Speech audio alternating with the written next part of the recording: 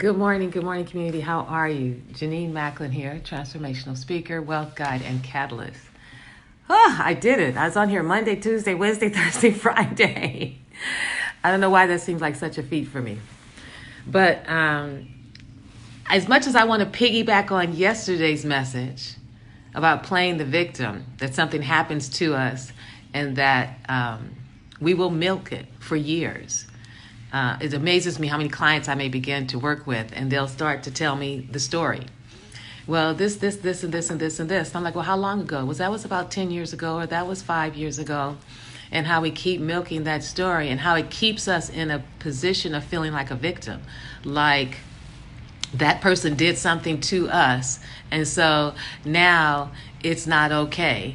So I'm going to constantly repeat what they did to me so that everybody knows, I guess, how bad they are and how terrible they've done me and why I'm in the situation I'm in. But we never realize that that position keeps us stuck in that same role and that same energy. But instead of going into that, I just wanted to hop on for a moment to ask you, because this is Friday and today is Friday Facts. And the facts are that the world globally is in a panic. And it's unfortunate because the media, I believe, has been the one that has stirred the pot. And it wasn't necessary. I went back and did some research. It was 2003 that we had the first epidemic, and 700,000 people were killed. That was the AIDS epidemic. Now, part of that was because many people could turn their head in a different direction and not pay attention to all those people who were dying. Millions had the diagnosis, but they all did not die. Then after that, there was another coronavirus, but the name of that one was SARS. I think it was like 2014. So that one came and went. And then, and then there was the Ebola. So we went through that. So we've been through this before, but nothing's gotten to the level that this one seems to be. And I blame a lot of that on the media. I'm sorry. I think their handling of this whole situation has created so much fear and so much worry versus allowing people or teaching people to take strategic steps and actions to be prepared if you need it. So where we are right now with the facts is that we have been given simple things to do. And they're no different than what we've been told before. Wash our doggone hands. Sing the happy birthday song 2 times and wash your hands. But don't just wash your hands, those 1 or 2 times, because I had to notice there's a lot of times I may not wash my hands. But to wash your hands every single time, period. Stop all that hugging and kissing and fist bumping and tapping and all that stuff we do to say hello. You just have to say, hey, from across the way. Or send you a kiss. I'm sending all of you kisses. I love you all and I want you all safe, but I don't want you in fear. I want you in your faith. Whatever your faith is, I'm not concerned if your God is God, if it's Jesus Christ, if it's Allah, if it's Buddha, if it's Shakti, if it's Oladumari. I'm not concerned about that. I just want you to stand on that faith in the midst of this transition. So we're washing our hands. We're not doing all that bumping and kissing and everything we used to do. That's what we're calling our social distancing. We're distancing ourselves from each other, from hugging and all that stuff. They're also limiting the capacity of us all in one area so that when there's 2 or 3 or 4 or 500 or thousands of us at a concert, you can bet that one person in that group probably has the virus. So now they're saying simply keep it small. Keep it cute. Get on the phone, get on Zoom, get on wherever you need to get on if you have to have a whole bunch of people. And that's phase 1. That's what we've been given. But what I feel on the planet and what I see and hear when I'm reading Facebook is there's so much fear. Now, I'm a really no nonsense kind of person, and it's interesting when you coach with me, but the bottom line for me is that there's only one that's going to decide who leaves this planet. There's only one. America's not going to decide it. And even the coronavirus, or i.e. the flu, is not going to decide it. There's only one power and one presence that's going to decide, okay, your time's up. You did what you came to do on this planet, and now it's time for you to go. So far, the numbers have not been as high. Like I said, 700,000 for AIDS. I think it was 800 that died from I don't want to get them wrong. It's on my other page. It's either SARS or Ebola. So, but there wasn't as much frantic as there is. I mean, people are cleaning out the stores. Again, who's benefiting from the way the media is telling this story? The stores are and the stocks are. Do you know how many people are going to go buy stock now? And I know you're probably not even thinking about this, but this is the greater picture. People are going to go buy stocks like now because they have fallen like crazy. And when this shifts in another 2 months, probably at the most, those stocks are going to go back up and people are going to make money. I'm always looking at the whole picture, not part of the picture. They want you to just zero in on the virus, just zero in on this. But there's a bigger piece to this story. What I want you to zero in on is your faith. I contend there is a power and a presence that is beating your heart right now and is breathing your breath right now. And that power will determine when it's time for you to leave this planet. Until then, it is our responsibility being here on this planet to take all of the precautions we've been given. There's nobody you just have to hug. There's nobody you have to fist bump. There's nothing that stops you from washing your hands and becoming somewhat compulsive about washing your hands, washing your clothes too, because you don't know who has what. So wash them really good. There's nothing prevents us from doing any of what we've been guided to do. So then what's the panic? When you think about it, what's the fear beside I'm going to die? Well, we're going to die at some point on some day for some reason. But who said it was today? Who said it's around this particular flu? Who said it's your time?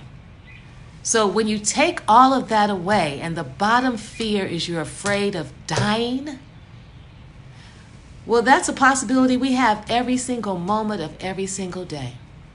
And yet we still get up, go to work, go to our businesses, take our kids to school, go see our friends, maybe go to the gym, but maybe not as much, go to the grocery stores, we get food, we come home. We still do those things. Now, granted, I looked at several television shows yesterday and they didn't have a live audience. I thought, okay, that's interesting. So I suspect on Sunday, churches will not be full because you will decide not to go and sit in the churches, particularly the churches with, 200, 300, 400 people in their congregation. But those churches also have telestreaming, so you can get your church service from home. I mean, I just want you to begin to be in faith. The podcast or the conversation I had with you yesterday was on playing a victim. Don't allow yourself to play a victim in this. We have strategies. We have power. We still can think. We still can make strategic decisions. But fear just moves you into a place of vulnerability in the midst of the crisis. That's the problem I have with it. Fear moves you into vulnerability in the midst of the crisis. We're in the midst of a crisis and we're going to be in fear. No, when we're in the midst of a crisis, we want to step into our faith. We want to be prepared. We want to take strategic action. We want to be in, as they would say, our right mind to make conscious choices. And the best choices for our families and for us. Some of us are 1,000% healthy, never been sick, never had anything major. Others are struggling with a variety of different, I hate to call them illnesses, but I guess dis-ease. A lot of it. So you may need to take more precautions. You may need to be more mindful. But it's not across the board for every single person. You will get to decide for you on a moment-to-moment basis how you're going to be. But I am imploring you not to be in fear, because the only fear is the fear of dying. What other fear is there? Maybe the fear of being sick, but people have been quarantined for 14 days. They walk out and go home, they're fine. People who have been sick have been treated and now they've recovered. So then what is the fear if it's not you're afraid to die? But yet many of us live every day not following our dreams, not following our goals, not keeping our commitments. And we could die on any day then too, but we're not as concerned about it then, right? We can just let our goals go. We can not keep our commitments to ourselves. We don't live our highest self, our highest goals and vision for ourselves. But then a virus comes along and says, uh-oh, everybody may not make it this time. Some of you might die. And everybody goes into fear about, oh my God, I didn't get to do everything I wanted to do. Well, now you get to start to do it. Now you get to step into your power. Take the precautions that they've given us. Sit down at your table and have your family meeting. Maybe even talk to your neighbors about what you guys may collaborate and do together. And then from there, move forward with living your life. Even if I were going to die, I wouldn't want to die in fear. I still want to be dying in faith that God's got me. And I contend God's got all of us, every single last one of us. There's not one of us that's been left, in spite of all the different religions and in spite of all the different names for God. There's not one that's been left. That power that is breathing your breath and beating your heart is the same one that's beating my heart, that's beating your neighbor's heart, your co-worker's heart, the news people, the leaders of the country. There's only one power that's doing that. As long as that power continues to beat your heart and breathe your breath, our only responsibility is not to play victim, not to give way to fear. What we get to do is stand in the faith of what keeps the planets up there in the sky, that keeps the stars not falling on our head while we're sleeping, that keeps seeds going into the ground and bursting up into beautiful flowers, that keeps these seasons changing no matter what we say we have, virus, flu, AIDS, SARS, Ebola, the seasons keep changing. That's the everlasting power and presence of God that's still with us right here in the midst of all of this. So don't play victim. Don't give yourself all your great magnificence to fear. Find your faith. Dig deep inside of you and allow it to be what you activate. Let's not milk a story and carry it on and on and on and on. If you already have medical challenges, talk to your doctor. Call them and say, is there anything I need to be concerned about? Anything else I need to do different? Any way I need to eat different? Whatever. Talk to them about how do you boost your immune system. That's all. When it first started, I started boosting my immune system. I started giving my son Airborne, which he loves because it's sweet anyway, every single day. I went to Trader Joe's and got vitamin C every single day. I think I went to Whole Foods and there was something, a friend of mine gave it to me. It's called Counterattack, Boost Immune Response. I went and got that. I got everything that would boost my immune system. It's a flu. Treat it as such. Boost your immune system. Don't be in fear. This is the stuff we get to do for ourselves. These are the different things we get to take for ourselves. There's different herbs that you can take. But instead of focusing on the fear part and focusing on the strategies we may need to do, phase 2 may be social distancing and we're in our homes. And for a month or so, they just tell us all, go be in your house together. And we just will have to be in our house together. But in the meantime, what can you do to boost your immune system? Do you eat a lot of vegetables? Or are you eating all fast food? Maybe it's time to go home and cook some vegetables. Get some things in your body that if you did get the flu, you could fight it. But if you're filled with worry, how are you going to fight the flu or a cold or sinuses or anything else that we just normally get if your whole system and energy is filled with fear? Because you're sitting there at the TV looking at everything. What do they say? How many people? What does the map say? What is that? Trust me, when it goes to stage 2, we will know. I don't look like it, but I grew up in the Watts riots. I saw the tankers go down our streets as they were heading over to 103rd and Grape. I saw the Army and the military go down our street. Some of you may not have seen that. I saw it. I wasn't that concerned or scared by it. So there's nothing to be in fear about. Stand on your faith. See where your faith takes you. Get whatever information you need if you're already compromised in your health to strengthen your health. And if you're in excellent health, then strengthen your excellent health by boosting your immune system. See, that's the problem I have with the fact they keep saying coronavirus. When they say flu, you then can have some sense of, oh, I can manage this. I can take, this for my flu. I can take this for flu. I can take that for flu. I can build my immune system. But as long as they keep saying, oh, it's a coronavirus, like we're completely out of control. I mean, to some degree, we don't have the test kits, I know. So we can't get the results fast enough. But these are things we can do on our own just out of common sense. Out of common sense, boost your immune system. Vitamin C. Those green drinks you don't want to drink, start drinking them. Those drinks you see at Whole Foods and Trader Joe's or Bristol Farm, get you some of those drinks. They have what you need in them. A friend of mine brought some. She had like 6 or 7 bottles. This bottle right here is an Evolution bottle. And why do I get it? Because it says that it has orange, pineapple, mango, apple, and that's my vitamin C. Then she brought me another one that had greens, spinach, kale, apple in it. So in addition to eating healthy, in addition to boosting my immune system with the different pills, because I don't like taking pills, I drink juices. There's just some shifts and changes we all can make to position ourselves to be healthy. So if anything comes, it can't get anywhere near you because you have boosted your immune system. We're not playing victims, okay? The Friday fact is you can stand on your faith or you can stand and swim in fear. But that's a personal choice we all get to make. And I'm calling you today to stand in your faith. What does that look like? Stop looking at TV every day, all day long. How can you do that? I just get tired of it. Go to a movie.